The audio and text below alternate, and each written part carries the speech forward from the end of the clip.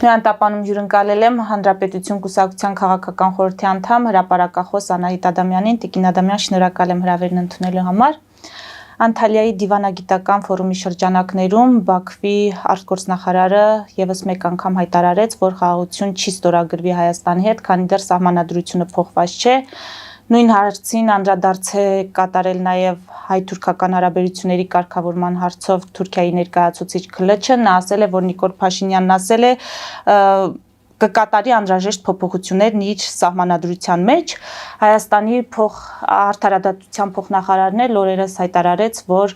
շատ սեղմ ժամկետներ կան տեքստը մշակելու համար, այն սպասվում է 2026 թվականի ընտրություններից առաջ, որպեսզի պատրաստ լինի։ Հիմա ձեր կարծիքով Նիկոլ Փաշինյանին կհաջողվի հանրությանը համոզել եւ կատարել սահմանադրությունում անհրաժեշտ փոփոխությունները, կարծիքներ կան, որ սա փակուղային իրավիճակ է եւ Նիկոլ Փաշինյանը պարզապես չի կարողանա այս հարցը անցկացնել այնպես, ինչպես ադրբեջանական կողմի պահանջն է։ Բարի օր, շնորհակալ եմ հրավերի համար։ Նախ սկսենք Անտալիայից։ Ես չեմ կարծում, որ Հայաստանի Հանրապետության պատվիրակությունը Անտալիա գնացել էր խաղաղության համաձայնագրի կնքման հարցը լուծելու համար։ Եվ այն, ինչ խաղաղության համաձայնագրի ընդհանրապես հայ-ադրբեջանական, հայ-թուրքական հարաբերությունների շուրջ հնչեց Անտալիայում, միանշանակ դրական էր։ Գիտեք, եկեք հասկանանք ինչ էր Արարատ Միրզոյանի նպատակը։ Արարատ Միրզոյանը ուզում էր ասել հայկական կողմի բոլոր փաստարկները, որոնք կան Ադրբեջանի դեմ, Արարատ Միրզոյանին պետք էր Հայաստանի Հանրության համար, այսպես քաղցր դեղահաբեր Անտալիայում դնել շրջանառության մեջ,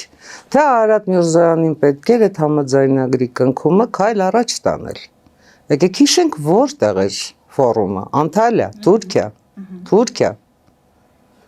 Ադրբեջանի մերձավորագույն, հիմա չգիտեմ նույնիսկ դաշնակից ասեմ թե չասեմ, այո, Անտալիա, եւ դա շատ կարևոր հանգամանք է տեղը։ Ես կարծում եմ այն ամենը, ինչ ասաց Արարատ Միրզոյանը, շատ կարևոր էր, իհարկե կարող էր ավելին ասել, բայց ասածը արդեն իսկ կարևոր էր այնքանով, որ Անտալիայում եւս մեկ անգամ հնչեցնում էր տեսակետ, հաստատում էր տեսակետ, որ Հայաստանի Հանրապետությունը կառուցողական է տրամադրված ի տարբերություն Ադրբեջանի Հանրապետության, անկախ նրանից, թե Բայրամովը ինչ էր ասում։ Անդրադառնալով Քլչի հայտարարությանը, գիտեք, Քլչի հայտարարությունը ես չեմ կարող միանշանակ ձեզ հետ համաձայնել, որովհետև Քլչի անունից ըստ էության երկու հայտարարություն կա։ Ամենայն դեպս Civilnet-ին տված կարճ հարցազրույցում Քլչը հայտարարել է, որ սահմանադրությունը Հայաստանի Հանրապետության ժողովրդի եւ պետության ներքին գործն է։ Այսինքն երկու տեսակետներ կան, ձեր ասածը եւս Քլչի հայտարարությունը։ Հիմա մենք Քլչի որ հայտարարությունը հիմք ընդունենք առայն, որ սահմանադրությունը Հայաստանի Հանրապետության ժողովրդի գործն է, Հայաստանի Հանրապետության իբրև պետության ներքին գործն է, թե առայն, որ սահմանադրությունը պիտի փոխվի։ Ես խորապես համոզված եմ, որ սահմանադրության փոփոխությունը չի բուն պատճառը, որ խաղաղության համաձայնագիրը չի ստորագրվում։ Դա հասկանալի է։ Տեսեք, եթե Հայաստանի Հանրապետությունում տեղի ունենան սահմանադրական փոփոխություններ, եթե Հայաստանի Հանրապետության ժողովուրդը գնա ու կողմ քվեարկի սահմանադրությանը, որը 50-50 է, ես չեմ կարծում, որ Հայաստանի Հանրապետության ժողովուրդը կգնա եւ երրորդ պետության ինչ որ կամքը կատարելուց, սա այլ խնդիր է, այսօր քննարկելու խնդիր չի։ Բայց հարցը այն է, որ դրանից հետո Ադրբեջանը մեկ այլ պահանջ կարող է առաջադրել։ Այսպես պահանջների անվերջ շարք։ Մասնավորապես պահանջներից մեկը կարող է դառնալ Արևմտյան Ադրբեջանը, որովհետև Թուրքիայի լրատվամիջոցներում շատ բացահայտ խոսույթ է, որ եթե հայերը երբևէ բարձրացնեն Լեռնային Ղարաբաղի բնակչության Լեռնային Ղարաբաղ վերադառնալու հարցը, իրենք էլ բարձրացնելու են Հայաստանաբնակ, ընդ որում բնիկ, չգիտես ոնց, ինչու բնիկ ադրբեջանցիների Հայաստան վերադառնալու հարցը։ Այսինքն ցանկացած փաստարկի Ադրբեջանը փորձում է հակափաստարկ բերել։ Հիմա այս ամեն ինչում որը պետք է լինի մեր Քայլերը, որոնք պետք է լինեն մեր քայլերը, ինչ պետք է անենք մենք։ Խաղաղության համաձայնագրի ստորագրման ապավինելով, այս պարագայում արդեն ապավինելով միջազգային ճնշմանը Ադրբեջանի վրա, որովհետև եթե Ադրբեջանի կամքին մնա, Բաքուն երբևէ նպատակահարմար չի համարի առանց առևտրի Հայաստանի Հանրապետության հետ խաղաղության համաձայնագիր կնքել։ Այն պարզ պատճառով, որ խաղաղության համաձայնագիրը Հայաստանի Հանրապետությանը հնարավորություն է տալու տնտեսության զարգացման, Հայաստանի Հանրապետությանը հնարավորություն է տալու հաղորդակցուղիների բացման, միջազգային տնտեսական ծրագրերի ընդգրկման, այսինքն Հայաստանի Հանրապետությանը հնարավորություն է տալու անցնել այն ճանապարհը, որ 94-ի պարտությունից հետո Ադրբեջանը ինքը անցավ։ Սա է ամբողջ խնդիրը, թե չէ սահմանադրություն փոխել, չգիտեմ, ԵԱՀԿ Մինսկի խումբ, Եվրադիտորդներ եւ այլ, սրանք պատրվակների անվերջ շարքի հերթական ուղակն են ընդհանրապես, ու մենք դա պետք է հասկանանք, մենք դա պետք է դնենք մեր քաղաքականության հիմքում, քաղաքականություն, որի նպատակը պետք է լինի տարածաշրջանում ուժերի հավասարակշռության վերականգնումը, Հայաստանի Հանրապետության տնտեսական զարգացումը։ Դա Հայաստանի անելիքներն են, իսկ Հայաստանի իշխանությունը անում է այնինչ պետք է։ Եթե անում է, ապա ինչու է Արդարադատության փոխնախարարը ասում, որ 2026 թվականի ընտրություններին ընդառաջ պետք է այդ տեքստը պատրաստ լինի սահմանադրության փոփոխության։ Ես կարծում եմ, որ արդարադատություն Սա չի նշանակում, որ իշխանությունը պատրաստվում է, այո, գնալ սահմանադրության փոփոխությունների ճանապարհով, այլ հարց է, հանրությունը դրան կաջակցի, թե ոչ։ Բարի ճանապարհ իշխանությանը։ Այստեղ ես հանրապետություն կուսակցության ներկայացուցիչն եմ եւ կարծում եմ, որ հանրապետություն կուսակցության խնդիրը չի իշխանությունը այդ կոնկրետ այդ հարցում ինչ է անում։ Հանրապետություն կուսակցությունը բացարձակապես այլ խնդիր ունի Հայաստանի զարգացումը, Հայաստանի տնտեսական զարգացումը։ Եթե իշխանությունը նախընտրում է գնալ այդ ճանապարհով, ուրեմն ունի իր հիմնավորումները կամ իր, ինչ ասեմ, նպատակը, իր պատճառաբանությունը, իր հիմնավորումը, դա այլ հարց է։ Ես կարծում եմ, որ այս բանը Հայաստանի Հանրապետության առաջ շատ ավելի գլոբալ խնդիրներ են կանգնած։ Աշխարհում տեղի ունեցող փոփոխությունները իշախ Հայաստանի դարձնելու շատ ավելի մեծ հնարավորություններ են բացվում, քան կփոխենք սահմանադրություն, չենք փոխի սահմանադրություն, երբ կփոխենք սահմանադրություն։ Հանրապետություն կուսակցությունը շատ վաղուց այդ մասին ասել է։ Մենք կարծում ենք, որ Հայաստանի Հանրապետությունը պետք է փոխվի խորհրդարանական կառավարման մոդելը եւ մենք պետք է անցնենք նախագահական կառավարման, եթե ուզում ենք ապահովել երկրի կառավարելիություն, եթե ուզում ենք ապահովել զարգացում, դա է խնդիրը։ Այնպես որ ոչ մի տարբերություն մեզ համար գործնականում չկա։ Հայաստանի Հանրապետությունը եթե մնում է խորհրդարանական մոդելով պետություն, այդտեղ ինչ նրբերանգային փոփոխություններ են լինում։ Մենք գտնում ենք, որ այդ մոդելը իրեն չի արդարացրել, որ դա սխալ մոդել է։ Մեր պարագայում դա սխալ մոդել է։ Մենք պետք է անցնենք նախագահական կառավարման։ Սա է այս հարցում մեր դիրքորոշումը։ Ինչ վերաբերում է իշխանությունը, ինչ քայլեր է անում, չի անում, ակնհայտորեն իշխանությունը տնտեսության հարցում անհրաժեշտ քայլերը չի անում։ Դա բոլորն են ասում, դա Եվ որքան կարելի է դրա մասին խոսել։ Եվ որքան կարելի է դրա մասին խոսել, տեսեք, մենք շատ պարզ դիլեմայի առաջ ենք կանգնած։ Ինչու Հայաստանի Հանրապետությունը դուրս չի գալիս հապկից, չէ՞ որ հապկից դուրս գալը Հայաստանի Հանրապետությանը հնարավորություն է տալու ռազմաքաղաքական համագործակցության համաձայնագրեր կնքել Ամերիկայի Միացյալ Նահանգների հետ, նույն Ֆրանսիայի հետ, որի հետ ունենք առանձնաշնորհյալ հարաբերություններ, Կիպրոսի հետ, Հունաստանի հետ, ինչու ոչ նաև Կիպրոս, Հունաստան, Հնդկաստան ալյանսի կայացման համար, բայց մենք անverջ կարճել ենք այդ հապկից, ԵԱՏՄ-ից մենք կարճել ենք ԵԱՏՄ-ից ու պարբերաբար Ռուսաստանից, այսպես ի հայտ են գալիս տարբեր դասախոսներ ճակերտավոր, որ մեզ բացատրում են, դե գիտեք, ինչ դուք գնում եք ԵՄ, բայց հնարավոր չի համատեղել ԵՄ-ն, ով ասաց, որ հնարավոր է համատեղել։ Ով ասեց։ ԵՄ-ն ունի իր կանոնադրությունը, ԵԱՏՄ-ն ունի իր կանոնադրությունը, կարծում եմ Հայաստանի Հանրապետությունը բոլորն այնքան տառաճանաչ են, որ կարողանում են այդ կանոնադրությունները կարդալ, համադրել ու հասկանալ հնարավոր է համատեղել, հնարավոր չի համատեղել։ Դրանք զուտ քաղաքական խնդիրներ են։ Այո, որովհետև նույն այդ Գալուզինը, որ այսօր դարձյալ այդ հիշեցումն է արել, նույն այդ Գալուզինը ոչ թե դա է շեշտադրել, որ Հայաստանի Հանրապետության ժողովրդի համար դժվարություններ կլինեն եւ այլ ոչ։ Հայաստանի Հանրապետության ժողովուրդը եւ Հայաստանի Հանրապետության իշխանությունը պետք է գիտակցեն, որ ԵՄ-ն եւ Ռուսաստանի Դաշնությունը անհաղթահարելի տարաձայնություններ ունեն։ Այսինքն դա զուտ քաղաքական խնդիր է։ Չկա տնտեսական խնդիր, կա զուտ քաղաքական խնդիր։ Հիմա ո՞րն է լինելու մեր քաղաքական ընտրությունը, ո՞րն է լինելու մեր քաղաքական պատասխանը։ Տեսեք, խորհրդարանը ընդունեց Հայաստանի Հանրապետության Եվրամիության անդամակցության գործընթաց սկսելու մասին օրենքը։ Ու ինչ, որը պետք է լինի շարունակությունը։ Հարցը չէ։ Այդ հարցի պատասխանից կբխի այդ հարցի պատասխանը, եթե տրվեր, տարատեսակ Գալուզիններ, Պեպիսկովներ, չգիտեմ, Զախարովաներ եւ այլ պարոնայք ու տիկնայք նման հայտարարություններ այլևս չէին հնչեցնի Հայաստանի Հանրապետության հասարակության նյարդերը սղոցելով։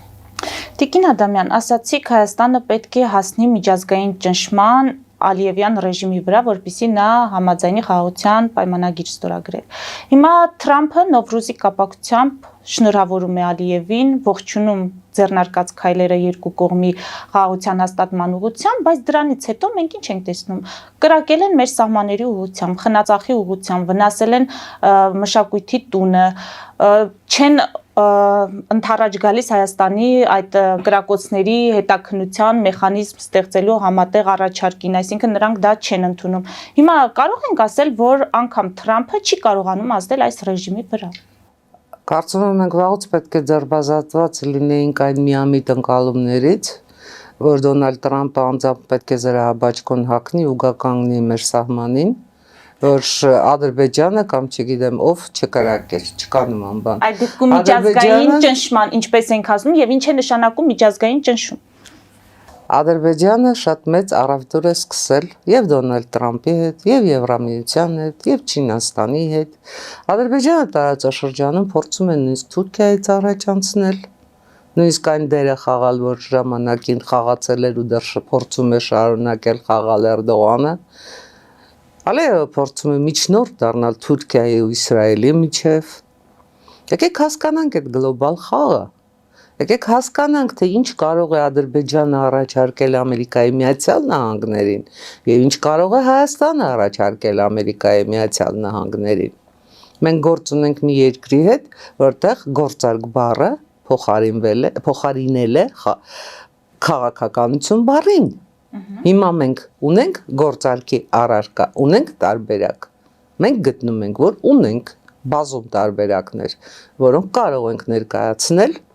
թե լոգիստիկայի առումով, թե հանքահունքային ռեսուրսների, այդ հազվագյուտ մետաղների, որ հիմա չգիտես ինչի դարձել են շատ կարևոր, իհարկե լավ էլ գիտենք թե ինչի, դարձել են շատ կարևոր քաղաքական առևտրի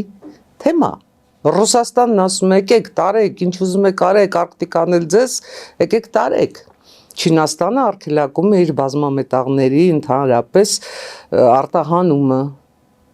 Ուկրաինան մեկ համաձայնում է, մեկ անվտանգության երաշխիքներ է պահանջում իր բազմամետաղների համար։ Ունի Հայաստանը այդ բազմամետաղները, իհարկե ունի։ Այսինքն, քանի դեռ մենք այդ առաջարկները չենք արել, գործարքները համապատասխան չեն կնքվել, մենք մոռանում ենք միջազգային հանրության եւ միջազգային ճնշման մասին։ Եթե միջազգային հանրություն ասելով հասկանում եք միայն Ամերիկայի Միացյալ Նահանգները,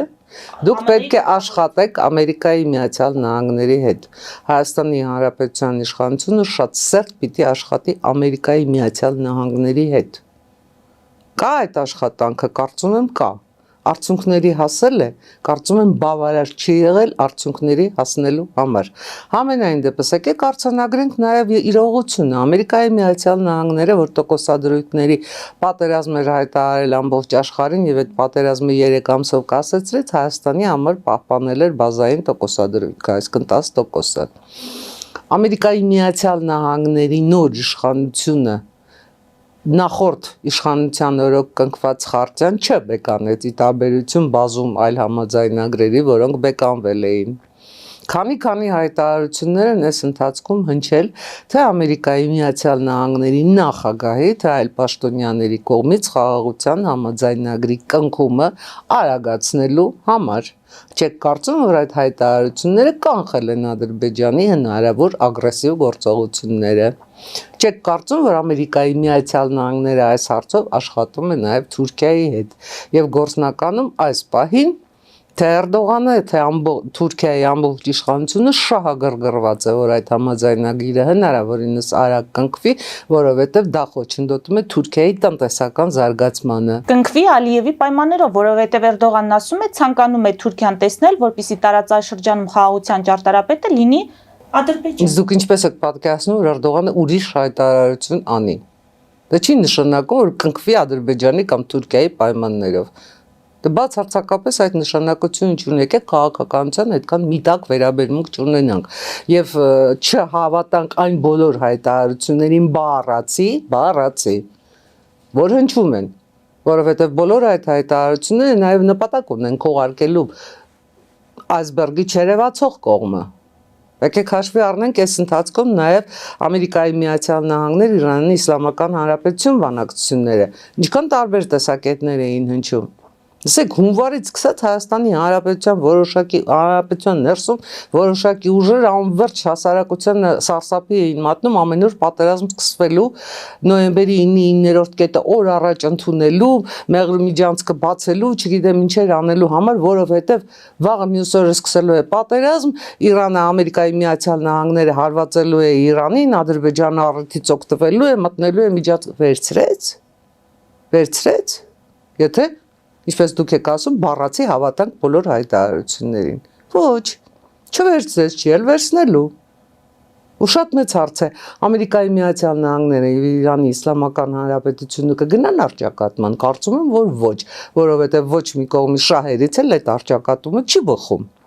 Ոչ Իրանի, ոչ Ամերիկայի Միացյալ Նահանգների, ոչ էլ տարածաշրջանի, ոչ էլ այն խաղի, որ Դոնալդ Տրամպը սկսել է ամբողջ աշխարհի հետ, որովհետև Չինաստանին դիմակայելու համար, որը իր համար գերխնդիր է, իրեն պետք է ոչ միայն Ռուսաստանը Չինաստանից կտրել, այլև պետք է ոչ միայն Հնդկաստանի վրա է պետք է հենվել, այլև պետք է այս տարածաշրջանում լոգիստիկ ու ուղիղ անցուղի ունենալ։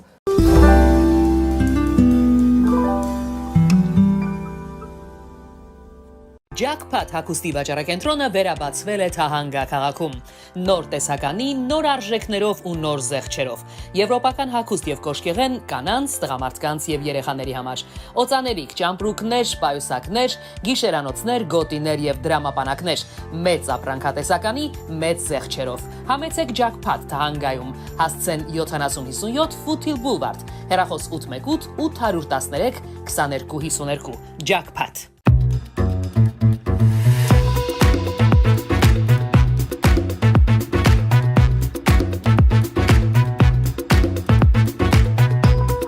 Արարատ ռեստորան, ընտանեկան եւ ընկերական ժամանցի լավագույն հասցե, սիրված արտիստներ, հյուրընկալ մթնոլորտ, հարուստ ճաշացան, անմահական խորտիկներ, Արարատ ռեստորան, հասցեն անփոփոխ, սիրով սպասում ենք ձեզ։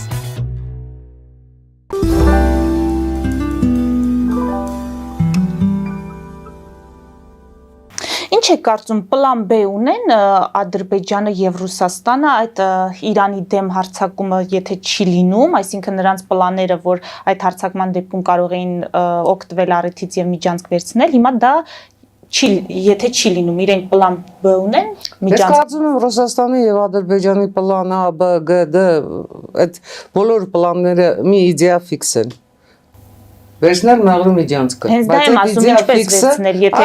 Իրանի վրա հարձակումը չի լինում եւ իրենք հարմար առիթ չեն ունենում։ Թե Իրանի վրա հարձակումը չի լինելու, թե Հայաստանի Հանրապետությունը այս պարագայում տեղի չի տալու, սա միանշանակ է։ Եվ տեղի չի տալու հենվելով թե սեփական ուժերի վրա, թե միջազգային հանրության աջակցության վրա։ Սա միանշանակ է այս հարցը Հայաստանի Հանրապետության արտաքին քաղաքականության առումով ի տարբերություն բոլոր մյուս հարցերի, որոնք չեն լուծվում, արդեն համարեք լուծված, որովհետև Մեղրիմիջանցք իբրև միջանցքային տրամաբանությամբ չի լինելու է ճանապարհ, թե երկաթուղային, թե ավտոմոբիլային, թե բեռնատարների, թե ուղևորների փոխադրումների համար ճանապարհ լինելու է, միջանցք չի լինելու։ Եվ Ռուսաստանի Դաշնությունը եւ Ադրբեջանը կարծում եմ նաեւ հաշտվել են այս իրողության հետ։ Եվ եթե պարբերաբար ինչ-որ հայտարարություններ հնչեցնում են, եթե փորձում են խաղաղության համաձայնագրի ստորագրման նաև առանցք դարձնել այդ միջանցքային տրամաբանությունը, դրանք ատավիզմներ են։ Պարզապես հերթական փորձ են պատրվակ ինչ-որ բան չանելու։ Բայց Ռուսաստանի Դաշնությունը վաղուց կարծում եմ այդ իրողության հետ հաշտվել է։ Հաշտվի թե չհաշտվի, դա չի փոխվելու։ Սա է խնդիրը։ Զորավարժությունները այս առումով ինչ-որ մեսիջ ուղարկեցին այդ կողմերին, ինչ եք կարծում։ Շատերը համարում են դա ուղիղ մեսիջ Ալիևյան ռեժիմին, հայ-իրանական անցկացված։ Դա գիտեք, հայ-իրանական զորավարժությունները շատ ունիկալ զորավարժություններ են, որովհետև կողմերից յուրաքանչյուրը իր տարածքում էր, դրանք նույնիսկ դժվար է համատեղ զորավարժություն անվանելը, դա թերևս համաժամանակյա զորավարժություն էր, ոչ թե համատեղ, եւ իհարկե բոլորին էլ ուղարկված մեսիջ էր, ինչու ոչ։ Ինչու ոչ։ Համենայն դեպս եթե Ադրբեջանը ինչ-որ իր համար ինչ-որ կետերի պատասխաններ գտավ ու փորձեց արդարանալ, Ադրբեջանի լրատվամիջոցներում լայնորեն շրջանառվում է այն տեսակետը, որ դե ինչ ունիկալ զորավարժություններ չէին Իրանի Իսլամական Հանրապետության հետ, մենք էլ ենք նման զորավարժություններ անցկացրել, դա որևէ երկրի դեմ ուղղված չի։ Ես կարծում եմ, որ այդ զորավարժությունները այն խնդիր է, որ իրենք իրենց առաջ ունեին, լուծեցին ու եթե զորավարժությունների մասին է խոսքը, Հայաստանի Հանրապետության համար շատ ավելի կարևոր է զորավարժություններ անցկացնել ՆԱՏՕ-ի անդամ երկրների հետ, որովհետև Իրանի Իսլամական Հանրապետության հետ նույնիսկ համատեղ զորավարժությունների պարագայում մենք չենք լուծելու այն խնդիրը, որ դրված է մեր բանակի առաջ դառնալ 6-րդ սերնդի պատերազմ վարելու ունակ բանակ։ Այդ ՆԱՏՕ-ի անդամ երկրների հետ մենք այդ հարցը կարող ենք լուծել։ Եվ մեր խնդիրն է, այո, թե մասնակցել ՆԱՏՕ-ի զորավարժություններին, թե Հայաստանի տարածքում նման լիարժեք զորավարժություններ անցկացնել, այլ դա շատ կարևոր խնդիր է, որը կմեծացնի Հայաստանի Հանրապետության պաշտպանունակությունը։ Տիկին Ադամյան, հիմա շատ զգայուն եւ ցավոտ խնդրի ենք անդրադառնալու, արցախցիների բողոքի ակցիաները շարունակվում են։ Այսօր պահանջագիր են ներկայացրել թե Արդարադատության նախարարություն, թե Գլխավոր դատախազություն։ Արդարադատության նախարարություն ներկայացված պահանջագրի կետերից են գերիների վերադարձի ուղղությամբ եւ Արցախ վերադառնալու հարցի ուղղությամբ քայլեր ձեռնարկել, Գլխավոր դատախազությունից պահանջում են, որ իրավապահները ընթացք տան արցախցիների նկատմամբ ատելության քարոզին եւ պատժեն ատելություն տարածողներին։ Ինչպես է գնահատում արցախցիների այս բողոքի ակցիաները, սրանք որքանով են քաղաքական, որքանով են իսկապես խնդիրներից դրդված, որոնց բախվել են արցախցիները Հայաստանի տարածքում։ Իսկապես զգայուն հարց է, իսկապես շատ ցավոտ հարց է։ Համենայն դեպս այնքան ցավոտ, որ ես դժվարանում եմ պատասխանել այդ հարցին, ասեմ ինչու։ Գիտեք, ինձ համար մինչև այսօր մնում է շատ մեծ պարադոքս, թե ինչպես արցախցիները 3 օրում հեռացան Արցախից։ Դա ինձ համար իսկապես պարադոքս է։ Հաշվի առնելով բոլոր հանգամանքները, սա կրկնում եմ, որպեսզի կանխեմ պատերազմի վերաբերյալ ձեր տրամաբանական հարցը։ Հայրենիք էր, չէ, հողեր չէ, տուներ չէ, նախնիների շիրիմները ինչ է, կար չէ այդ ամեն ինչը, ու մխում է չէ այդ ամեն ինչը մեր, բոլորիս, ոչ միայն Արցախից հեռացածների, բոլորիս սրտում, որտեղ բոլորիս սրտում կա եռաբլուրը։ Այ դրա համար ես այս հարցին շատ ցավով եմ պատասխանում, նույնքան ցավով եմ այս հարցին պատասխանում, որովհետև այսօր ձեր այդ նշած ակցիաների ընթացքում ի հայտ եկան այն մարդիկ, իբրև մեկնաբաններ, իբրև լրատվամիջոցների հարցերին պատասխանողներ, որոնք կանգնած են բույնես շարժման հիմքում։ Եվ այդ մարդիկ իրենց հարցազրույցներում ապացուցեցին, որ այս շարժումը բացարձակապես Արցախին ու արցախցիներին չի վերաբերվում, որ Արցախին ու արցախցիներին փորձում են ներգրավել հեղաշրջման իրենց փորձերի մեջ, այդ դա ամենացավալին է։ Որովհետև եթե անգամ հեղաշրջումը հաջողվի, իսկ դա երբևէ չի հաջողվի, Արցախն ու արցախցիների հարցի լուծման որևէ տարբերակ իրենք չունեն, պարզապես չունեն։ Տեսեք իշխանությունը արցախցիների սոցիալական հարցերը լուծելու փաթեթ տարբերակ առաջարկեց։ Այսինքն սոցիալական բովանդակությունը այս բողոքներից դուրս եկավ։ Ընդունելի է, ընդունելի չի, դա քննարկելի է։ Կարելի է բանակցել, ինչ-որ բաներ փոփոխել։ Եվ Հանրապետություն կուսակցության նախագահ Արամ Սարգսյանը առաջին իսկ օրից ասում էր, որ ճիշտ կլինի, որ իշխանությունը այդ սոցիալական աջակցության փաթեթը եւս կես տարով կամ 1 տարով երկարացնի։ Իշխանությունը այս կամ անկերպ լսեց, ինչ-որ տարբերակով լսեց մեր առաջարկը եւ արեց իր քայլը։ Ու ինչ ստացանք։ Սոցիալական բովանդակությունը դուրս է գալիս, մնում է քաղաքական բովանդակությունը։ Ես շատ կուզեի այդ նույն բեմահարթակներում, վրաններում, չգիտեմ որտեղ հարցազրույցներ տվողներից ստանալ մի քանի հարցի պատասխան։ Առ այն, թե ոնց են իրենք պատկերացնում այսօր արցախցիների Արցախ վերադարձը։ Ոնց։ Շատ կուզեի իմանալ, ինչպես։ Եթե վերադառնալու են այս պայմաններում, ինչու հեռացան։ Եթե վերադառնալու են պահանջելով միջազգային երաշխիքներ կամ միջազգային խաղաղապահներ, ինչու էին մերժում միջազգային խաղաղապահների Դոնալդ Տրամփի սկանդինավ խաղաղապահների տեղակայումը Արցախում, ինչու էին ասում, որ իրենք սկանդինավեր են, չգիտեն, իրենք ռուսներին էին ուզում, ինչու ապավինեցին ռուսներին եւ ինչու են առ այսօր ենթարկվում Կրեմլի թելադրանքներին, ինչու են դարձել Կրեմլի վկաներ։ Այս հարցի պատասխանը ես կուզեի արցախցիներից Այսինքն ստանալ։ բուրգի վերևում ամենագլխավոր տեղում ուղղորդող հոսանքները գալիս են Կրեմլից։ Միանշանակ, դա կարծում եմ գիտեք, դա չտեսնելու համար պիտի ոչ միայն աչքերդ փակես, այլև ականջներդ պիտի փակես, որովհետև զուգահեռ հնչում են տարբեր հայտարարություններ թե Կրեմլից, զուգահեռ հնչում են այստեղ հայտարարություններ իշխանափոխության տարբեր առումներով, տարբեր ասպեկտներով, բացարձակապես ասում եմ ձեզ, հակաարցախյան է արցախցիներին այս շարժման մեջ ներգրավելը։ Ես շատ ցավով եմ դա ասում, որովհետև ինձ համար իսկապես ես կարծում եմ ոչ միայն ինձ համար, ցանկացած հայի համար խոր ցավ է Արցախի կորուստը։ Ու մենք այդ կորուստը վերադարձնելու մասին պիտի մտածենք։ Մենք պիտի մտածենք Արցախ վերադարձնելու ու Արցախ վերադառնալու մասին։ Այդ մեխանիզմը մշակենք քայլ-քայլ, ոչ թե կանգնենք հրապարակներում կամ խորհրդարանում Արցախի դերոշը տնկենք կամ հրապարակներում ինչ-որ անկապ հայտարարություններ անենք, այդպես չի։ Այ եթե Ադրբեջանը իրեն պահեր այնպես, ինչպես հիմա պահում են որոշ հայեր ու արցախցիները, նրանք չէին վերադառնա Արցախ, ոչ շրջանների առումով, ոչ Լեռնային Ղարաբաղի Հանրապետության լուծարման առումով։ Շատ կուզենայի իմանալ ընդհանրապես այդ Շահրամանյան, Սամվել Շահրամանյանը երբևէ պատասխան տալու է իր լուծարման հրամանագրի մասին։ Ոնց եղավ այդ լուծարման հրամանագիրը։ Գիտեք, հիմա ինձ չպատճառաբանեք, որ պատերազմ արցախցիների կոտորած եւ այլն կանխելու համար մեկ օրով որևէ տեղ չհրապարակված իրավական ուժ չստացած փաստաթուղթեր, դա պատճառաբանություն չի։ Դա բացարձակ պատճառաբանություն չի։ Այն, որ Շահրամանյանների նմանները Արցախում հեղաշրջում արեցին ու եկան իշխանության, այն, որ